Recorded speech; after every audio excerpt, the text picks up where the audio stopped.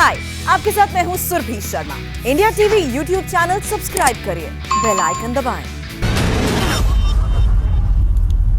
आइए शुरुआत करते हैं आज के कुरुक्षेत्र की। बंगाल जीतने के लिए बड़े भरोसे के साथ ममता बनर्जी प्रशांत किशोर को अपने साथ लेकर आई थी। ममता बनर्जी को जिताने के लिए प्रशांत किशोर ने कई इंटरनल सर्वे भी करवाए और अब वो खुल्लम खुल्ला ये बात कह रहे हैं कि ये चुनाव बीजेपी की ओर जाता हुआ दिखाई दे रहा है, क्योंकि बंगाल में हिंदू एकजुट हो गया है। मतवा दलित बीजेपी को वोट कर रहे हैं। बंगाल चुनाव पूरी तरीके से पोलराइजेशन पर आ चुका है, यानी हिंदू मुसलमान वाला सेंटिमेंट यहां पर काम करने लगा है। हम आपको प्रशांत किशोर का जो भी ऑडियो आज वायरल हुआ उसका एक एक हिस्सा सुनाएंगे। चूंकि बात फील्ड सर्वे की है तो आपको बताना बहुत जरूरी है कि हमारे साथ वो सिफोलॉजिस्ट जो इंडिया टीवी के साथ जुड़े हुए हैं, सज्जन कुमार सिंह। अब तक आपने उनका एनालिसिस हमारे स्टूडियो से सुना है, लेकिन इस वक्त वो बंगाल में मौजूद हैं। आप देख सकते हैं गाड़ी में इस वक्त बैठे हुए हैं, क्योंकि ये पूरा बंगाल अब दोबारा घूम रहे हैं। अभी एग्जिट पोल की अपनी तैयारी कर रहे हैं। मैं आज ओपिनियन पोल का जिक्र इसलिए नहीं करना चाहता क्योंकि चुनाव चल रहा है, लेकिन आप समझते होंगे कि याद होगा आपको इंडिया टीवी के ओपिनियन पोल ने क्या दिखाया था, और अपने उस दावे पर सज्जन अब भी कायम है और एग्जिट पोल के जरिए दिख रहे हैं कि हवा कितनी और बदली है। तो हम सज्जन की बात सुनेंगे, लेकिन पहले आपको प्रशांत किशोर ने क्या कहा। बंगाल में मोदी से नहीं, ममता बनर्जी से पब्लिक नाराज है और उनके सर्वे में मोदी बहुत लोकप्रिय पाए गए। सुनिए जरा इस टेप का पहला हिस्सा। He is so popular in West Bengal. I mean, is it only because of polarization and that they identify him as a नहीं, देखिए वो तो एक पूरे what is it? Because it's not like they haven't seen, the performance both in central politics and in state politics where BJP has been in power. So what is it that is drawing West Bengal to him? Exactly. प्रशांत, इसी से एक जुड़ा हुआ सवाल ये भी है कि एंटी इनकम्बेंसी, इतना मैसिव इकोनॉमिक क्राइसिस में भी मोदी के खिलाफ एंटी इनकम्बेंसी नहीं है जी, क्योंकि जहां एक चीज आप देखें कि बंगाल में मोदी पहले तो एक बात है कि मोदी का एक कल्ट है जो कि बन गया है पूरे देश में, जो कि द डिग्री कुड वेरी, लेकिन 10%, 15%, 20%, 25% ऐसे लोग हैं जिसको मोदी में भगवान दिखता है। चाहे सही दिखे गलत दिखे वो एक अलग बहस का मुद्दा हो सकता है। स्पेशली जो यहाँ हिंदी भाषी है वो मोदी का सपोर्ट का कोर है। प्लस जो एंटी इनकम्बेंसी है वो स्टेट गवर्नमेंट के खिलाफ है, सेंटर के खिलाफ है नहीं। और मोदी है पॉपुलर, यहाँ काफी पॉपुलर। अगर आप लीडर का हम लोग सर्वे कर रहे हैं तो मोदी और Mamata are equally popular, which is a very big thing. Modi is very popular. तो आपने सुना इस हिस्से में प्रशांत किशोर एक बात 3-4 बार दोहराते हैं कि नरेंद्र मोदी बहुत पॉपुलर है, बहुत लोकप्रिय है। नरेंद्र मोदी का एक कल्ट है। 10 से 25% के करीब ऐसे लोग हैं जिनको मोदी में भगवान दिखता है, चाहे फिर वो गलत हो या फिर सही हो। लेकिन वो इस बात को बार बार ये एम्फेसाइज कर रहे हैं कि नरेंद्र मोदी की अपनी एक लोकप्रियता काम कर रही है बंगाल में, उसको नकारा नहीं जा सकता। सज्जन, अब सवाल यह है कि नरेंद्र मोदी की जिस लोकप्रियता का जिक्र प्रशांत किशोर कर रहे हैं, और मैं बार बार ये कह रहा हूं प्रशांत किशोर ममता बनर्जी को चुनाव लड़वा रहे हैं, तो वो इस बात को बार बार कह रहे हैं कि नरेंद्र मोदी की लोकप्रियता काम कर रही है। लेकिन किस हद तक ये फैक्टर, कितना बड़ा फैक्टर है चुनाव में? देखिए, सबसे बड़ी बात यह है कि जो कहते हैं ना कि हाथी के दांत दिखाने के और खाने के अलग अलग होते हैं। तो प्रशांत किशोर जिस माहौल में बात कर रहे थे वो वास्तविकता की बात कर रहे थे। जब वो ट्विटर पे या पब्लिकली मीडिया को बयान देते हैं तो वो अपने क्लाइंट जो तृणमूल और ममता बनर्जी है उनके हित को ध्यान में रखते हुए देते हैं। तो उसमें कोई कंफ्यूजन नहीं होना चाहिए। रही जहां तक नरेंद्र मोदी की लोकप्रियता की बात, तो ये बिल्कुल सही बात है कि हर वो राज्य जहां पे बीजेपी सांगठनिक तौर पे उतनी मजबूत नहीं रही 2014 वगैरह में, आप त्रिपुरा देख लें जहां पे बीजेपी को 2013 में 2% वोट मिले थे और 2018 में वो 40% तक पहुंच जाती है। तो इस लोकप्रियता के पीछे एक मोदी फैक्टर का बहुत बड़ा रोल है। और प्रशांत किशोर ने मोदी के साथ काम किया है, अंदर का वो लगातार ग्राउंड से कनेक्टेड है, सर्वे करवा रहे हैं, तो वास्तविकता उन्हें पता है। तो ये बात हम लोग काफी पहले से कहते आ रहे थे। बात ये हुई कि वो टेप लीक हो गई।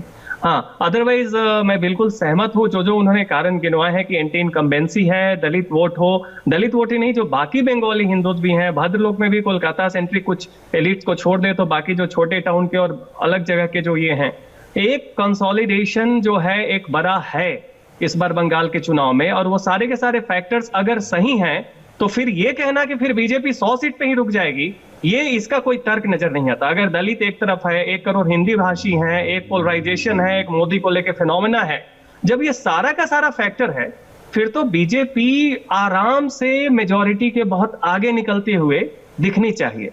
तो प्रशांत किशोर कारण तो बिल्कुल सही बता रहे हैं, लेकिन अंत में जो वो निष्कर्ष बताते हैं कि लेकिन इन सब के बावजूद बीजेपी 100 पे रुक जाएगी, इसका कोई एक तार्किक आधार नजर नहीं आता है। लेकिन मोदी की लोकप्रियता एक क्रॉस बंगाल है, हर जगह है, और वो बीजेपी के हवा का एक बड़ा कारण है, जिसकी शुरुआत दरअसल आपने जैसे कहा ना कि वो इस फिर अगर वो उनका एनालिसिस ये है तो फिर उनका जो निष्कर्ष है कि भारतीय जनता पार्टी अब भी 100 पे नहीं आएगी, तो फिर वो मैच नहीं करता है। ये कॉन्ट्राडिक्टरी है। एक्चुअली इसमें दो कॉन्ट्राडिक्शंस हैं, एक तो ये और दूसरा ये जैसा आपने भी कहा कि ये लीक हो गया। अब सोशल मीडिया पर चूंकि ये बीजेपी के जो आईटी प्रमुख हैं उन्होंने डाला, तो इसीलिए लोगों ने सोचा कि कहीं से कोई एक हिस्सा उसका निकल करके आ गया है। लेकिन जितने लोग उस चैट के अंदर थे वो ये बात कह रहे हैं कि ये पब्लिक प्लेटफॉर्म पर बात की गई, तो इसमें कुछ छुपाने जैसा या लीक होने जैसा कुछ था नहीं। तो मुझे यह समझ में नहीं आ रहा है कि ममता बनर्जी के चुनाव सलाहकार एक पब्लिक प्लेटफॉर्म पर यह बात क्यों कहेंगे जिसको कोई भी सुन सकता है और सुना सकता है कि इस वक्त बीजेपी की हवा चल रही है। यह बात समझ से परे है।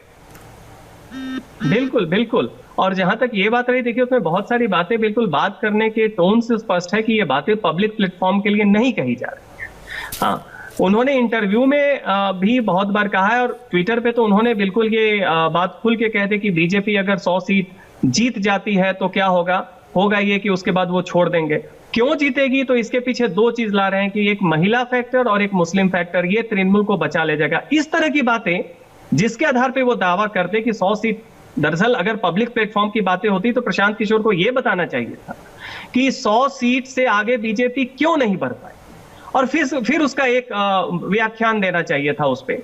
लेकिन यहाँ पे वो सारी की सारी बातें ये बता रही हैं कि कैसे जमीन पे परिवर्तन की एक लहर है, वो चाहे एंटी इनकम्बेंसी हो चाहे मोदी फैक्टर जी। लेकिन जब परिवर्तन की लहर है तो 100 पे वो लहर क्यों रुक जाएगी, ये चीज वो कहीं भी एक विश्वसनीय ढंग से बता नहीं पा। बिल्कुल सही बात है। अच्छा, इसमें जो सवाल पूछा गया था, अभी दर्शकों ने जो सुना, एक पत्रकार का सवाल ये था कि इस वक्त एक इकोनॉमिक डिस्ट्रेस की स्थिति में से चल रहा है देश, कोरोना की वजह से, पिछले साल जो लॉकडाउन लगे उसकी वजह से, तो इसकी कोई एंटी इनकम्बेंसी नरेंद्र मोदी के खिलाफ क्यों नहीं है? ये दरअसल जहां भी चुनाव अब हो रहे हैं, चाहे बिहार में हुआ चाहे यहां हुआ, इसको नरेंद्र मोदी के जो सामने खड़े होते हैं वो ये कहते हैं कि आपने कोरोना मिसमैनेजमेंट किया, आपने लॉकडाउन लगा दिया, प्रवासियों को नुकसान हुआ, ये सारी बात, महंगाई बढ़ गई है, ये सारी बातें ममता बनर्जी हर रैली से कह रही हैं। अब अगर हम प्रशांत किशोर की बात माने तो ये सारे फैक्टर तो बंगाल के चुनाव में नहीं चल रहे।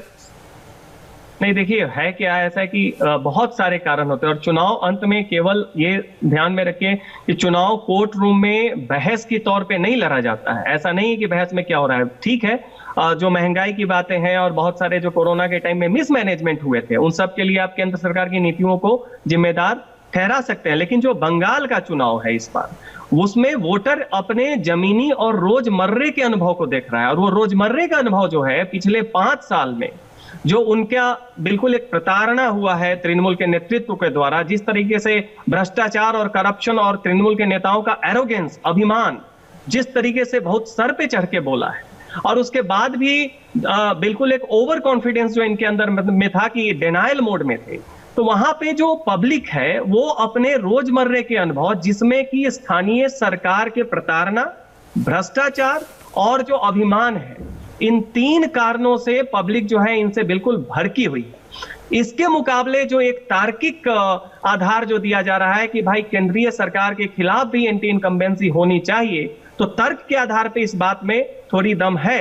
लेकिन याद रखिए कि चुनाव में पब्लिक इमोशनली तय करती है कि उसे किसको रखना है, किसको नहीं रखना। याद रखिए 2016 में जब शारदा और नारदा चिटफंड का स्कैम अपने बिल्कुल पीक पे था, और जब कांग्रेस और कम्युनिस्ट पार्टी कंबाइंड वे में अटैक कर रही थी, जब करप्शन को मुद्दा होना चाहिए था, पब्लिक को तृणमूल के नेता ममता बनर्जी पे विश्वास था, और उसने इन सारे मुद्दों के बावजूद तृणमूल को जिताया। लेकिन अभी आज की स्थिति में पब्लिक ने माइंड मेकअप कर लिया है, जो कि ग्राउंड से ये क्लियर सेंटीमेंट है, और ऐसी स्थिति में उनका पहला जो ये है सोच है वो ये है कि पहले हमें तृणमूल से छुटकारा पाना है। सज्जन भी इस वक्त फील्ड में है। हमारे 3 रिपोर्टर्स पवन नारा, अमित पालित, मनीष भट्टाचार्य कई महीनों से पश्चिम बंगाल में वोटरों से बात कर रहे हैं, जनता के बीच में है, रोजाना सैकड़ों लोगों के बीच जाते हैं, उनसे भी हम बात करेंगे। लेकिन आपको पहले इस टेप का अगला हिस्सा हम सुनाते हैं, जिसमें प्रशांत किशोर अपनी ऑर्गेनाइजेशन के एक इंटरनल सर्वे की रिपोर्ट के बारे में बात कर रहे हैं।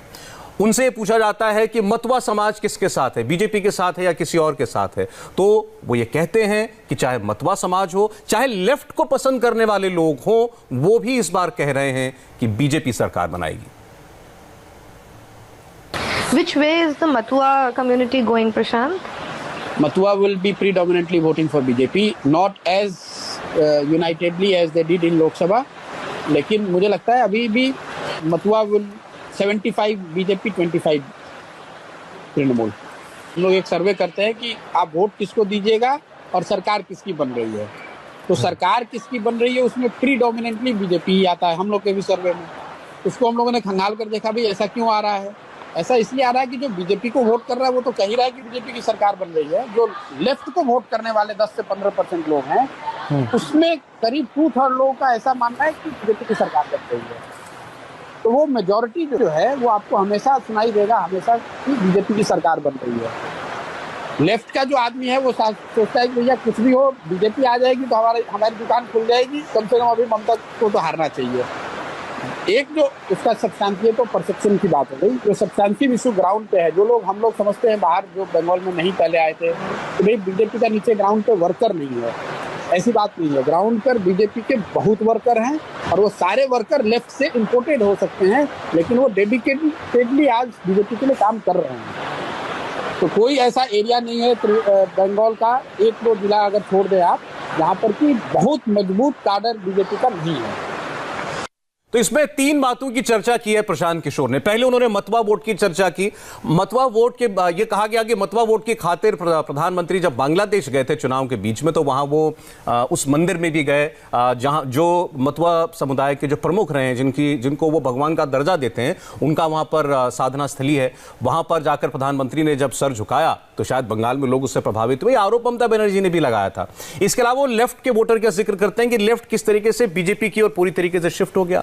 और एक और बात जिसके बारे में बाहर बैठे लोग शायद ये समझते हैं कि बीजेपी के पास बंगाल में ग्राउंड वर्कर नहीं है या पोलिंग एजेंट नहीं है, जैसा कि आरोप लगाए गए चुनावी आरोप, उसका भी प्रशांत किशोर खुद उत्तर दे रहे हैं कि यह समझना भूल होगी कि बीजेपी का अपना काडर वहां पर नहीं है। लेकिन क्योंकि मतवा वोट की बात हुई है जिसकी संख्या कोई 1 करोड़ बताता है बंगाल में, कोई 3 करोड़ बताता है। पवन नारा हमारे साथ हैं जो बांग्लादेश में गए थे प्रधानमंत्री की उस विजिट में।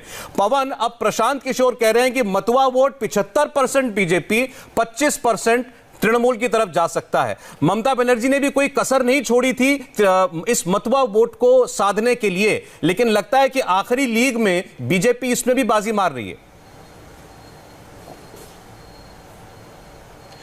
जी बिल्कुल, आप देखिए प्रधानमंत्री नरेंद्र मोदी जब ओराकांडी गए थे तो उनको मतवा समाज ने बहुत प्रेम से रिसीव किया, न सिर्फ रिसीव किया उनके आने से खुश थे।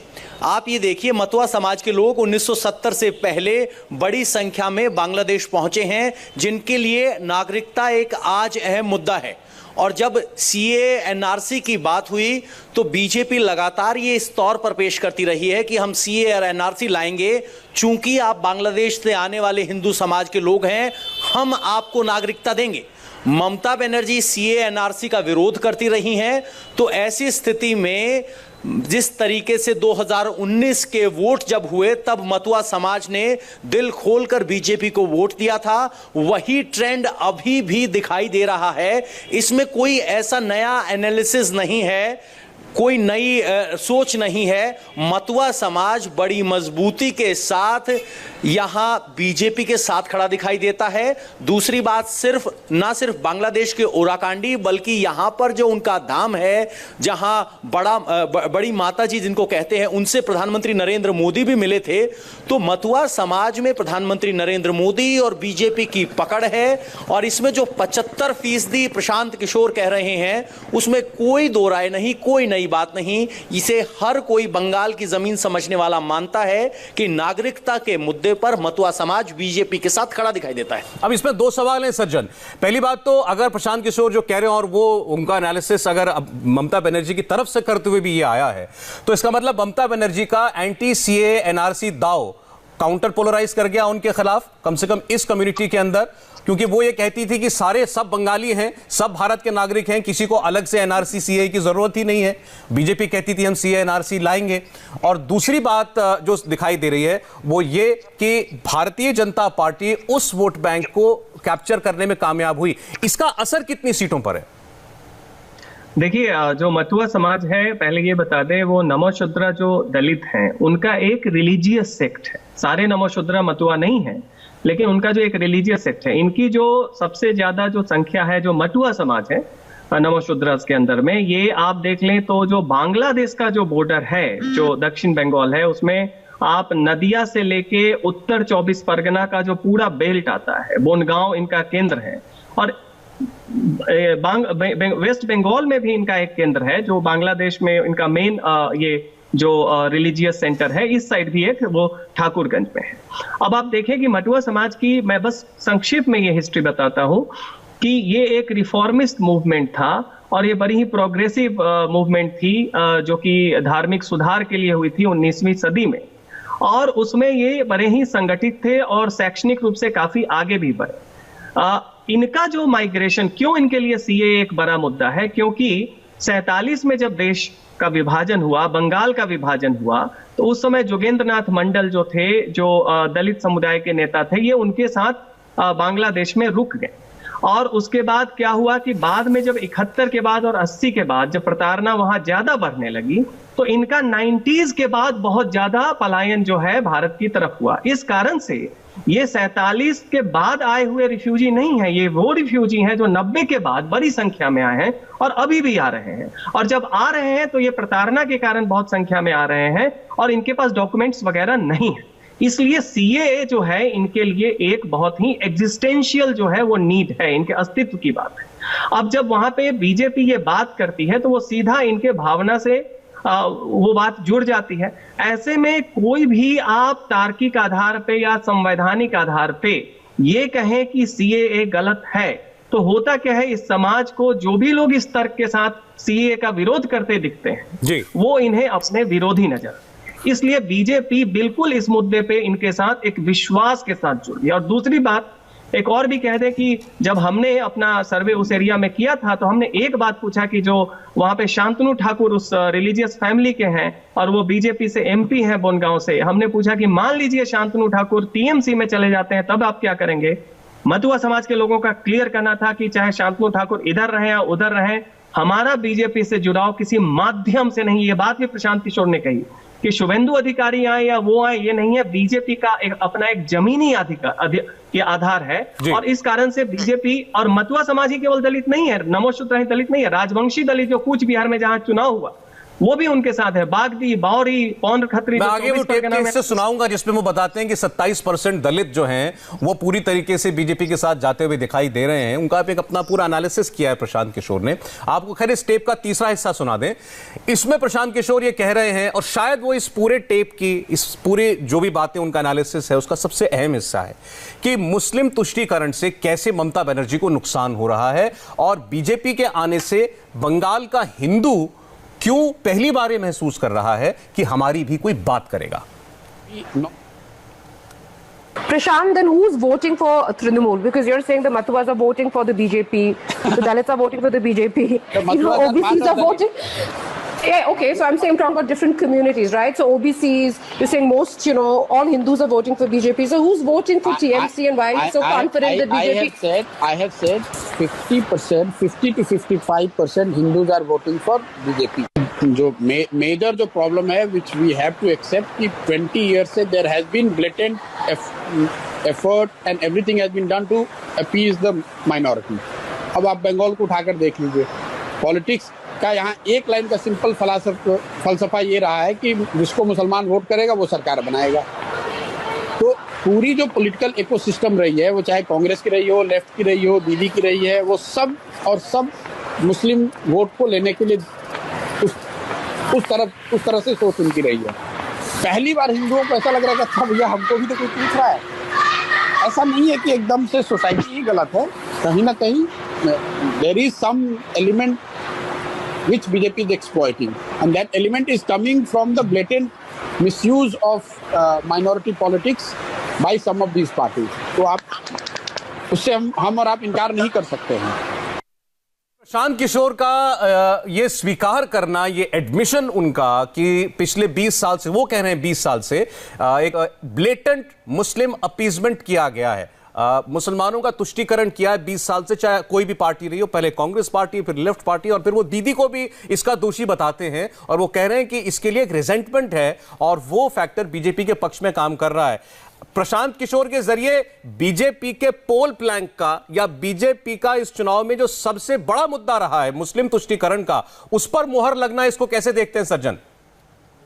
देखिए, ये जो मुस्लिम अपीजमेंट जो वर्ड है, इसका ये सबसे आधार ये है कि आजादी के बाद से तमाम पार्टियां जो है मुस्लिम कम्युनिटी को एक वोट बैंक के तौर पे, कि ये एक हर्ड माइंडसेट के साथ एक पार्टी को वोट करेंगी, इस तरीके से ट्रीट करती हैं। नतीजा इसका ये होता है कि आप उनके जो रिलीजियस लीडर्स हैं, मौलानाज हैं, मौलवीज हैं, उनको अपील करने लगते हैं और उससे आप ये चाहते हैं कि धीरे धीरे उनका सारा वोट जो है एक पार्टी को मिले। बंगाल में क्या होता है, जो प्रशांत किशोर कह रहे हैं कि हमेशा से होता रहा है, लेकिन वो ये बात छुपा ले जाते हैं कि ये जो अपीजमेंट का जो पूरा आधार है और जो ये एक धारणा जो पूरे समाज में फैला और काउंटर कंसोलिडेशन भी हुआ है, ममता बनर्जी के बाद आने के बाद और ज्यादा बढ़ जाता है।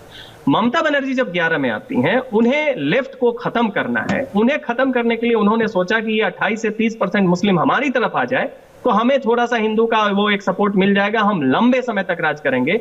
इसमें उन्होंने खुलेआम जो है, जो जमायते उलेमा हिंद के बंगाल यूनिट के प्रेसिडेंट हो, चाहे फुरफुरा शरीफ में अब्बास सिद्दीकी के चाचे हो, चाहे वो इमाम भत्ता हो, इस तरह की तमाम योजनाओं से उन्होंने क्या किया कि एक मुस्लिम अपीजमेंट का जो पूरा प्लैंक है उसको इतना मजबूत कर दिया और उसके साथ करप्शन की कुछ इतना कुछ बढ़ गया कि नतीजा ये होता है कि अब क्या हो गया है कि उसका काउंटर कंसोलिडेशन भी होता है। तो प्रशांत किशोर की बात सही है, लेकिन हमेशा में डिग्री कब सबसे ज्यादा इंटेंस था अपीजमेंट का, ये ममता बनर्जी के 10 सालों में था, ये बात वो छुपा लेता। वो इसको जनरलाइज कर दे रहे हैं, तो शायद इस वक्त पिछले 10 सालों में उसको लेकर के कितनी नाराजगी बढ़ी है ये वो नहीं बता रहे हैं। हमारे सारे रिपोर्टर्स लोगों के बीच जा रहे हैं। मैं अमित से पूछना चाहता हूं, अमित, आप सबका ये, आपका भी ये जब पिछली बार हम बात कर रहे थे, कहना था कि चुनाव पोलराइज हो गया है।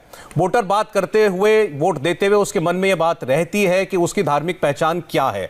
अब प्रशांत किशोर भी इस बात को एक्सेप्ट कर रहे हैं और वो दोषी बता रहे हैं खुद ममता बनर्जी को भी मुस्लिम अपीजमेंट के। क्या ये फैक्टर आपने जमीन पर देखा और किस हद तक देखा?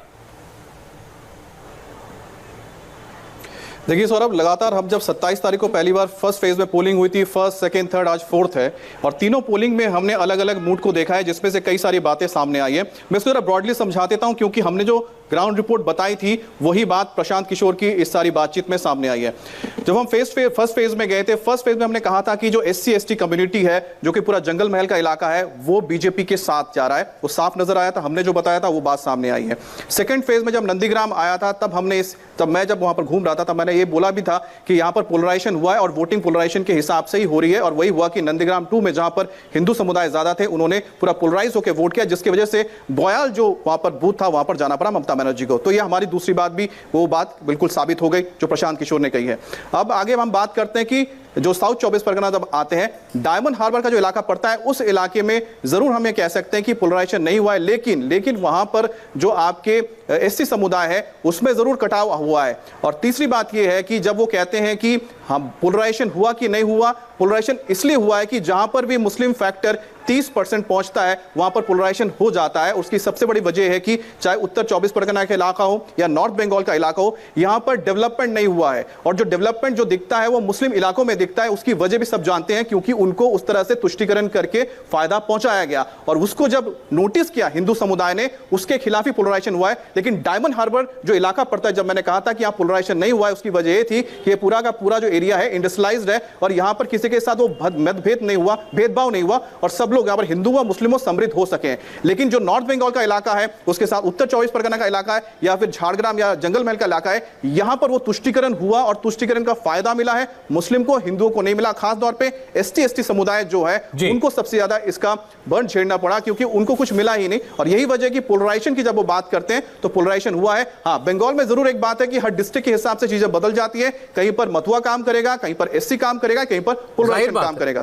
जाहिर बात है। मनीष, आपने भी लगभग सभी जिले घूम लिए हैं अब बंगाल के। प्रशांत किशोर कहते हैं वोट या तो मोदी के नाम पर पड़ रहा है या हिंदू होने के नाम पर पड़ रहा है, यही सेंटिमेंट देखा आपने?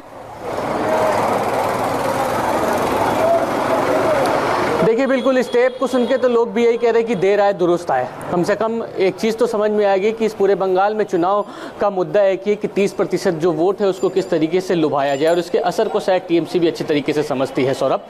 और वाकई में मुद्दा भी यही है, और लोगों के अंदर जो एक भावना है, जो हम लोगों से जुड़ रहे हैं, बातचीत कर रहे हैं, उनका यही कहना है कि पोलराइजेशन होना ज़रूरी इसलिए भी है कि वन साइडेड जिस तरीके से फ़ायदा टीएमसी पहुँचा रही है, ममता बनर्जी जिस तरीके से वन साइडेड फ़ायदा किसी एक जात को, एक धर्म के लोगों को देती हैं, उससे नाराज़गी लोगों में बहुत ज़्यादा है। किसी भी इलाके को आप ले लीजिए, अगर खास तौर पे ये वेस्ट मिदनापुर या नॉर्थ बंगाल की अगर हम बात करते हैं, जिसमें मालदा, मुर्शिदाबाद, इस तरीके के जो इलाके आते हैं, उत्तर दिनाजपुर, वहाँ से जो तमाम मंत्री बन के आते हैं, वहाँ से जो तमाम लोग आते हैं, उनकी जिस तरीके से सुनवाई होती है, उनकी जिस तरीके से डेवलपमेंट वहाँ पर होता है, अन्य जो लोगों के साथ कहीं ना कहीं वो भेदभाव होता है, वो नाराज़गी लोगों में दिखाई देती है, ज़मीन पर दिखाई देती है।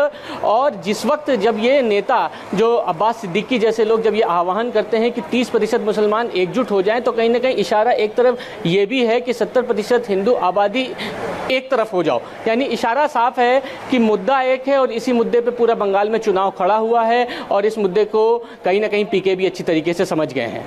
पवन, आपको ये लगता है कि चुनाव में जब ममता बनर्जी बीच चुनाव में कहती हैं कि मुसलमानों वोट बंटने मत देना, जिसको प्रधानमंत्री ने भी एक मुद्दा बना दिया, अब वो उसको हर सभा में उठाते भी हैं, तो वो कहीं आग में घी का काम ना करे या इस पोलराइजेशन को और हवा देने का काम ना करे?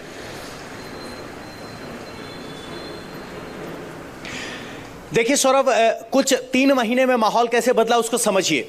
जनवरी में जब हम बंगाल में आए तो पहला कॉमन डायलॉग होता था, हिंदू मुसलमान बंगाल में नहीं चलता। पूछे कि ममता क्यों जीतेगी, तो कहा जाता था कि ममता की गिनती 30% से शुरू होती है, 10% काटर है, 40% के साथ ममता बनर्जी सेफ है। अब ये देखिए, बंगाल की राजनीति में कभी भी धर्म को, हिंदू धर्म को as a vote bank identify नहीं किया गया। पिछले 15-20 साल में मुस्लिमों को अपीज करने की कोशिश की गई और बाकी पार्टी काडर पर फोकस किया गया। वाटरशेड मूवमेंट तब था जब दुर्गा पूजा के लिए कोर्ट का दरवाजा खटखटाना पड़ा, और जय श्री राम, जोश जय श्री राम का नारा, जिससे ममता बनर्जी चिढ़ती है और कहती है कि बंगाल में जय श्री राम नहीं, माता के जय होती है, यहां काली माता की पूजा होती है। कैसे माहौल बदला आप ये समझिए कि ममता बनर्जी मंच पर अपना गोत्र बताती हैं पहली बार। क्यों? क्योंकि उन्हें भी एहसास हो चुका है कि हिंदू वोटों का पोलराइजेशन हुआ है, उसको रोकने के लिए उन्हें अपना गोत्र तक बताना पड़ता है। उन्हें पता है कि उन्होंने जितनी भी मेहनत की है मुस्लिम वोट बैंक को बनाए रखने के लिए, इसलिए मुसलमानों को अपील करना जरूरी बनता है। और जब आप एक पक्ष को अपील करते हैं सीधे तौर पर धार्मिक आधार पर, तो काउंटर पोलराइजेशन दिखाई देता है। अब हम आपको बताते हैं, कैमरे पर लोग भले ही चुप रहे, जब चलने लगते हैं तो कहते हैं जय श्री राम। कौन आएगा? जय श्री राम। जय श्री राम यहां चुनाव नहीं लड़ रहे हैं, लेकिन जय श्री राम यहां एक आइडेंटिटी है उस वोटर की जो अपने रिलीजन के आधार पर वोट का चुनाव कर रहा है और बीजेपी को वोट दे रहा है। ठीक, चलिए अब इस पीके ऑडियो टेप का आपको चौथा और फाइनल हिस्सा भी सुना दें, जिसमें प्रशांत किशोर अपने इंटरनल सर्वे की साफ साफ बात बता रहे हैं कि बंगाल में किसकी सरकार बनेगी। बंगाल ने बीजेपी का स्वाद अभी चखा नहीं है, तो वो एक फैक्टर है कि 30 साल 35 साल से जो लोगों ने नहीं देखा है, तो उनको लग रहा है कि बीजेपी कुछ ऐसा चीज है, कुछ ऐसा कर देगी जो कि हम लोगों को पहले अभी तक नहीं मिला है।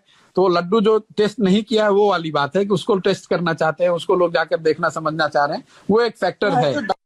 मोदी की मीटिंग्स में भीड़ आ रही है, उसका एक कारण ये कि मोबिलाइजेशन भी बड़े स्तर पे होता है, प्लस मोदी पॉपुलर भी है, इसमें कोई दो मत नहीं है। तृणमूल के खिलाफ गुस्सा है, वो एक फैक्टर है। पोलराइजेशन है, वो एक फैक्टर है, और मोदी की पॉपुलैरिटी है। ये तीनों चीज, उसके ऊपर से फिर बीजेपी की अपनी जो इलेक्टोरल मशीनरी है, लेकिन बेसिक ये 3 चीज ही है। Anti incumbency against Trinamool, that has opened the door for Trinamool BJP, their ability to polarise and SC votes. तो आपने देखा कि बड़े करीने से प्रशांत किशोर ने सारे फैक्टर्स गिनाए हैं, और मुझे फिर हैरानी हो रही है कि एक इंकम्बेंट सरकार का चुनाव सलाहकार चुनाव के ठीक बीच में 8 चरण का मतदान है, चौथे चरण का आज वोट पड़ा, उस दिन एक पब्लिक प्लेटफॉर्म पर वो ये कह रहे हैं कि लोगों में तृणमूल के खिलाफ नाराजगी है। ये बात आप तो काफी अरसे से सज्जन कुमार कहते आ रहे हैं, लेकिन प्रशांत किशोर इसको एडमिट कर रहे हैं।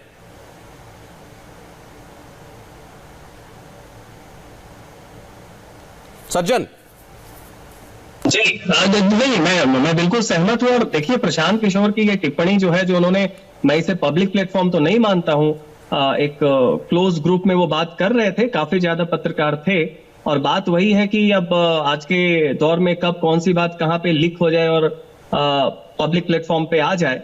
तो प्रशांत किशोर की ग्राउंड की रीडिंग जो है उससे मैं बिल्कुल सहमत हूं। बस एक चीज मुझे समझ में नहीं आ रही, ये सारे फैक्टर अगर ग्राउंड पे इतना स्ट्रॉन्ग सेंटीमेंट है, मोदी फैक्टर है, एंटी इनकम्बेंसी फैक्टर है, और उसके अलावे बीजेपी को लेके और मोदी को लेके एक फैसिनेशन भी है लोगों में, फिर 100 सीट पे कैसे रुक जाएगी? ये बात बस इसकी गुत्थी नहीं सुलझ रही है। अदरवाइज प्रशांत किशोर की जो पूरी की पूरी रीडिंग है वो हमारी भी ग्राउंड, चूंकि प्रशांत किशोर भी हैं, आप भी हैं, आप लोग जो चुनाव विश्लेषक होते हैं, आप लोग आंकड़ों में काम करते हैं, तो इसमें एक छोटा सा पार्ट शायद चला नहीं है, वो मैं बता देता हूं। उसमें उन पे से ये सवाल हुआ, जो सवाल सज्जन कुमार पूछ रहे हैं कि मोदी पॉपुलर है, पोलराइजेशन हो गया, तृणमूल से नाराजगी है, शेड्यूल कास्ट वोट चला गया, हिंदी भाषी वोट चला गया, मतवा वोट चला गया, तो फिर आप तुम्हें टीएमसी को वोट कौन कर रहा है? तो वो ये जवाब देते हैं कि 50 से 65% हिंदू वोट बीजेपी को जा रहा है। उनके एस्टिमेशन में 35 से 50% हिंदू वोट ममता बनर्जी को मिलेगा, प्लस मुस्लिम वोट जो कि 30% के लगभग है। क्या इससे आपको अपने सवाल का जवाब मिलता है कि फिर बीजेपी 100 सीट पर कैसे सिमटेगी? ये गलत, ये आंकड़े कुछ नहीं बताते हैं, क्योंकि जो 30% मुस्लिम हैं वो हर सीट पे 30% नहीं है, वो 60 से 65% पे ही डिसाइसिव। बाकी 230 सीट जो है उस पे मुसलमान वोट मायने नहीं रखता है। दूसरा कि अगर इतना पोलराइजेशन है तो कौन सा जादू है जो 45% हिंदुओं को बीजेपी की तरफ जाने से रोक रहा है? इसका कोई आधार नहीं है। अगर पोलराइजेशन है तो 65 और 50 और 55 और 60 पे क्यों रुकेगा, वो 70 क्यों नहीं? इसका कोई आधार नहीं है।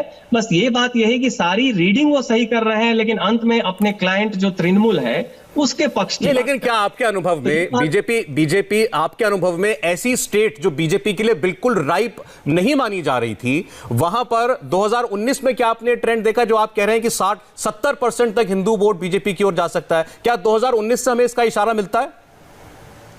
बिल्कुल। 2019 में जो बीजेपी को 40% वोट मिला है, ठीक है, इसके बाद सपन दास गुप्ता ने ट्वीट भी किया था कि हिंदू वोट का मेजॉरिटी वोट ऑलरेडी बीजेपी को मिल चुका है। और 2019 का जो ट्रेंड था एंटी इनकम्बेंसी का, चाहे लोकसभा विधानसभा, ये अलग अलग समीकरण की बात अलग है, लेकिन बंगाल में सच ये है 19 का जो ट्रेंड था वो 21 में और भी मजबूत हुआ है। लोगों का डर कम हुआ है, बीजेपी की स्वीकार्यता बढ़ी है, तो और भी हिंदू वोट जो है बीजेपी को मिलेगा। मैं एक फाइनल कमेंट मनीष आपसे चाहता हूं। मनीष, चूंकि बहुत सारी बातें बंगाली में कर लेते हैं वहां वोटरों से, तो आपको कुछ वो बंगाली में कुछ ऐसा बताते हैं जो शायद कैमरे पर ना बोलते हो?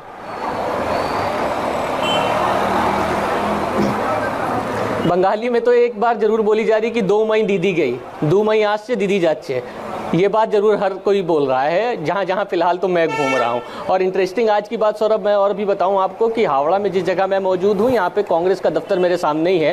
कांग्रेस के दफ्तर में जो कुछ लोग बैठे थे, जब वो बाहर है उनसे हम बातचीत कर रहे थे, तो हमने पूछा आपको क्या लगता है बंगाली में, तो उन्होंने कहा कि इस बार तो हम भी चाहते हैं कि कहीं ना कहीं बीजेपी को मौका दिया जाना चाहिए। बहुत ज़्यादा नाराजगी है टीएमसी से। तो कुल मिलाकर बंगाली फैक्टर में तो साफ दिखाई दे रहा है कि वो इस बार दीदी को पसंद नहीं कर रहे हैं, परिवर्तन चाहते हैं। प्रशांत किशोर कह रहे हैं कि लेफ्ट वाले भी चाहते हैं कि बीजेपी की सरकार आए, आप कह रहे हैं कि कांग्रेसी भी चाहते हैं बीजेपी की सरकार आए, तो फिर उसी सब वजह फिर सज्जन कुमार को अपने सवाल का जवाब नहीं मिलेगा कि फिर बीजेपी 100 सीट पर कैसे सिमटेगी, जो प्रशांत किशोर कह रहे हैं। बहरहाल इंतजार 2 मई का करना पड़ेगा। समय इतना ही था। अमित कुछ कहना चाह रहे हैं? अमित, मेरे ख्याल में आप 5वें दौर के लिए अब ये बातचीत रख लेते हैं। शुक्रिया बहुत, सज्जन कुमार, अमित पालित, पवन नारा, मनीष भट्टाचार्य आपका। ये थी चुनाव की बात। अब वक्त है क्रिकेट धमाका का। आईपीएल में आज के मैच में क्या गुरु धोनी की बाजी पलट देंगे ऋषभ पंत? बस 90 सेकंड के ब्रेक के बाद समीप राजगुरु के साथ देखिए क्रिकेट धमाका। हाय, आई एम सुरभि शर्मा। खबरों से अपडेट रहने के लिए India TV YouTube channel subscribe करिए, साथ में बेल आइकन जरूर दबाएं। जुड़े रहें इंडिया टीवी के साथ।